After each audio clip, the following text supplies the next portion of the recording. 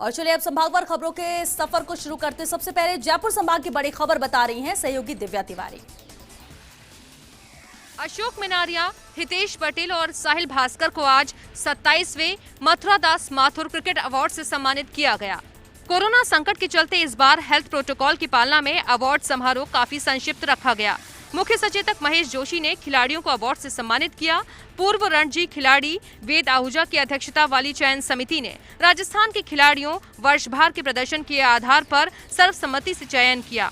इस चयन समिति में पूर्व रणजी कप्तान संजय व्यास, पूर्व कप्तान रोहित झालानी, शरद जोशी, विजेंद्र यादव, विलास जोशी और गौरव शर्मा मौजूद रहे। राजस्थान ब्लूज क्लब की ओर से पुरस्कार हर वर्ष 6 सितंबर को मथुरा दास माथुर की जयंती पर दिए जाते हैं।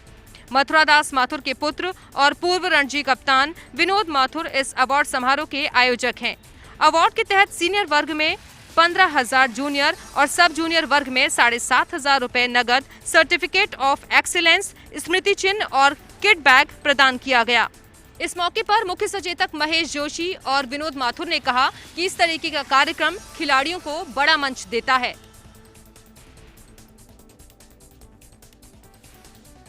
उदयपुर संभाग की बड़ी खबर बता रहे हैं डूंगरपुर से हमारे सहयोगी पुनीत चतुर्वेदी। कोविड-19 से अब तक 19 मौतें हो चुकी हैं। सागवाड़ा के गामोटवाड़ा की एक 90 साल की बुजुर्ग महिला की मौत का मामला तूल पकड़ता जा रहा है। परिजनों की ओर से जारी किए जा रहे वीडियो अब वायरल हो रहे हैं, जो प्रशासन और चिकित्सा विभाग की नींद उड़ा चुके हैं। दरअसल मामला 3 सितंबर का है। रिपोर्ट पॉजिटिव आने के 24 घंटे बाद हाई रिस्क वाली एक वृद्धा को एम्बुलेंस डूंगरपुर कोविड अस्पताल लेकर पहुंची थी, लेकिन तब तक न प्रशासन और न मेडिकल टीम वहां पहुंची। बताया जा रहा है कि एम्बुलेंस का ड्राइवर भी उसे कोविड-19 हॉस्पिटल के गेट पर छोड़कर चला गया। ऐसे में महिला की गेट पर ही मौत हो गई। चूंकि मेडिकल कॉलेज प्रशासन ने इस मामले में एक जांच कमेटी गठित की है और प्रथम दृष्टया ये पाया है कि एम्बुलेंस के ड्राइवर आए दिन पेशेंट को गेट पर ही छोड़कर चले जाते हैं और समय पर पेशेंट को इलाज नहीं मिल पाता। जब हम संवाद कर रहे थे मरीजों से, हमारे नर्सिंग कर्मी या जो भी चिकित्सा कर्मी ड्यूटी पे थे उस वक्त, तो जो एसिम्प्टोमेटिक पेशेंट थे, जो महिलाएं थी दो, वो बहुत एग्रेसिव थी और वो सहयोग बिल्कुल नहीं कर रहे थे। उनको भर्ती होने की सलाह दी गई तो भर्ती भी नहीं होना चाह रहे थे और जो डेड बॉडी थी उसको एग्जामिन करने भी नहीं दे रहे थे और उसको मॉर्चुरी शिफ्ट भी नहीं करने दे रहे थे। वहाँ जो इंचार्ज थे या जो डॉक्टर थे, साथ में अटेंडेंट जो हमारी बहू गई थी, उन्हें उल्टा डांटने लगा कि आपको सागवाड़ा में ही क्वारंटाइन होना था, आपको होम क्वारंटाइन क्यों नहीं किया गया, आपके साथ रेफर की चिट्ठी कहाँ है, आपके साथ कोई कंपाउंडर क्यों नहीं है, एम्बुलेंस वाला इसे बाहर क्यों छोड़ के चला गया। जब उसने कहा कि साहब डॉक्टर साहब हमारी माँ तड़फ रही है और वो वृद्ध है, कृपया उसे संभालिए, लेकिन उन्होंने उसको अटेंड नहीं किया। हालांकि ठीक रहे एक दूसरे के माथे फोड़ने का सिलसिला मौत के बाद से ही चल पड़ा है। सागवाड़ा प्रशासन और चिकित्सा महकमे के बीच खींचतान लंबे समय से इसे लेकर चल रही है। कोविड-19 के रोगियों की मौत के मामले में अब गलती पूरी तरह से 108 के ड्राइवर की सामने आई है। बताया जा रहा है कि मामले में जिला प्रशासन और चिकित्सा महकमा तफ्तीश करने में जुट गया है। यह भी बात सामने आई है कि मेडिकल कॉलेज की ओर से पिछले दिनों कलेक्टरों के साथ हुई वार्ता में 108 के ड्राइवरों की इस तरह की गलतियां बार बार किए जाने की शिकायत की गई है। बीकानेर संभाग की बड़ी खबर बता रहे हैं सहयोगी संजय पारी।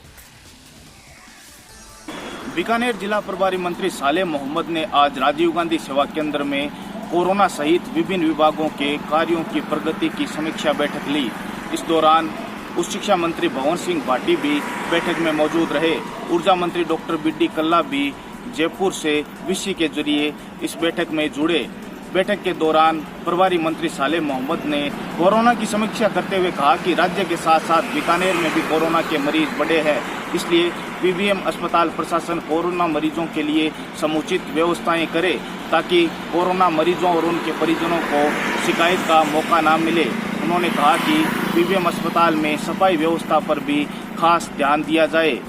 ऊर्जा मंत्री डॉक्टर बी.डी. कल्ला ने कहा कि पीबीएम अस्पताल में अलग से कोविड केयर सेंटर बने। बैठक के दौरान प्रभारी मंत्री सालेह मोहम्मद ने पानी, बिजली सहित विभिन्न विभागों के कार्यों की समीक्षा भी की। इसके बाद सालेह मोहम्मद ने जन सुनवाई भी की और लोगों के अभाव अभियोग सुने।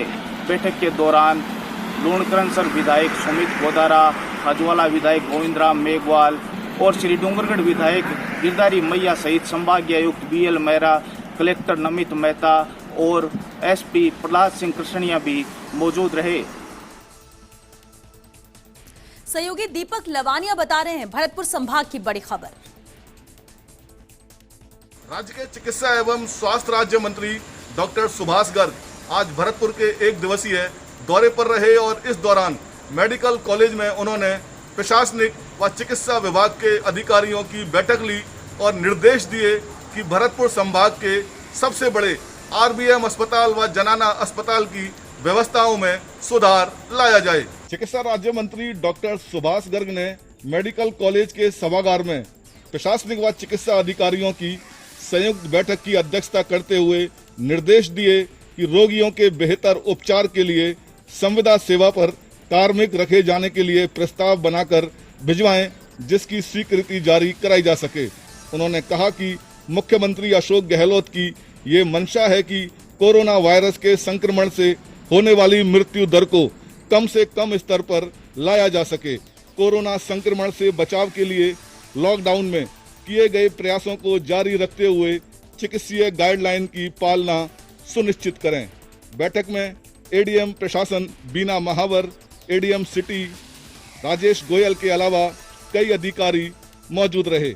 चिकित्सा एवं स्वास्थ्य राज्य मंत्री डॉक्टर सुभाष गर्ग ने भरतपुर के हथैनी व पीपला गांव का दौरा किया और ग्रामीणों की समस्याएं सुनी। बाद में रणजीत नगर निवास पर जन सुनवाई कार्यक्रम में सैकड़ों लोगों ने अपनी समस्याएं बताई, जिनका मौके पर ही समाधान करने के निर्देश मंत्री डॉक्टर सुभाष गर्ग ने अधिकारियों को दिए हैं। जोधपुर संभाग की बड़ी खबर बता रहे हैं बाड़मेर से हमारे सहयोगी दुर्ग सिंह राजपुरोहित। सीमा सुरक्षा बल में जवानों के द्वारा आत्महत्या के कदम उठाए जाने के बाद सीमा सुरक्षा बल चिंता में है। सीमा सुरक्षा बल के एक जवान ने अंतर्राष्ट्रीय सरहद पर मुनाबाव में आत्महत्या कर ली। उत्तराखंड निवासी प्रदीप कुमार मुनाबाव की 13वीं बटालियन में कार्यरत था, जहां पर उसने अपनी सर्विस राइफल से खुद को गोली मारकर आत्महत्या कर ली। सीमा सुरक्षा बल के अधिकारियों ने इस घटना की जानकारी उसी वक्त गडरा थाना को दी, जिसके बाद गडरा थाना पुलिस ने मौके पर पहुंचकर शव को बाड़मेर की जिला अस्पताल की मोर्चरी पहुंचाया, जहां पोस्टमार्टम और दूसरी मेडिकल की आवश्यक यहां पर कार्य करने के बाद उसका शव उत्तराखंड के लिए रवाना कर दिया गया है। लेकिन सबसे बड़ा सवाल यह है कि सीमा सुरक्षा बल में जवानों में आत्महत्या की बढ़ती प्रवृत्ति के कारण क्या है। क्या वो पारिवारिक कारण है या फिर उनकी ऑफिशियली वजह है। यह जानने के लिए सीमा सुरक्षा बल भी यह कोशिश कर रही है कि जवानों के साथ आपसी सामंजस्य बिठाकर उनसे बातचीत की जाए और उनसे कारण पता किया जाए कि वो अवसादग्रस्त क्यों रहते हैं। बाड़मेर के अंदर ऐसी घटना पहली बार सामने नहीं आई है। इससे पहले भी सीमा सुरक्षा बल के कई कार्मिक अपनी जिंदगी को खत्म कर चुके हैं। बाड़मेर में हुई इस घटना के बाद सीमा सुरक्षा बल और पुलिस इस बात को पता करने में जुट चुके हैं कि आखिर इस जवान को आत्महत्या जैसा कदम क्यों उठाना पड़ा। अजमेर संभाग की बड़ी खबर बता रहे हैं भीलवाड़ा से हमारे सहयोगी नवीन जोशी। कपड़ा नगरी भीलवाड़ा में कीट समाज के एक विवाहिता की संदेहास्पद मौत से मामला गर्मा गया। भीलवाड़ा जिले के पुरावतों के अकोला गांव में रहने वाली एक विवाहिता की संदेहास्पद परिस्थितियों में बीती रात को मौत हो गई थी। इस मौत के लिए पियर पक्ष के लोग ससुराल पक्ष के लोगों को जिम्मेदार ठहरा रहे थे। पति व पति के साथ ही ससुराल के अन्य लोगों पर पियर पक्ष के लोगों ने आरोप लगाया कि विवाहिता को प्रताड़ित कर उससे या तो आत्महत्या के लिए मजबूर किया गया है, उसकी हत्या कर दी गई है।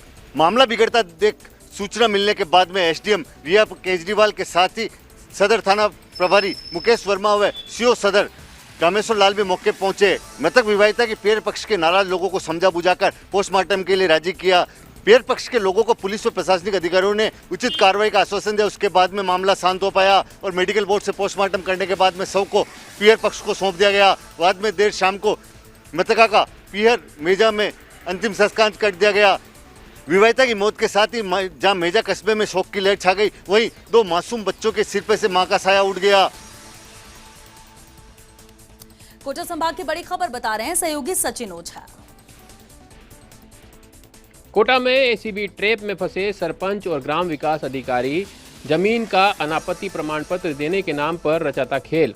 25,000 रुपए में हुआ था सौदा तय और 20,000 रुपए की रिश्वत लेते आज दोनों चढ़े एसीबी के हत्थे। एसीबी उपाधीक्षक तरुण कांत के नेतृत्व वाली टीम ने यह कार्रवाई की है। आरोपी सरपंच बबली मीणा और ग्राम विकास अधिकारी महावीर जैन परिवादी से ग्राम पंचायत मंडाना में स्थित कृषि भूमि को औद्योगिक प्रयोजनार्थ अनापत्ति प्रमाण पत्र जारी करने के एवज में रिश्वत की मांग कर रहे थे।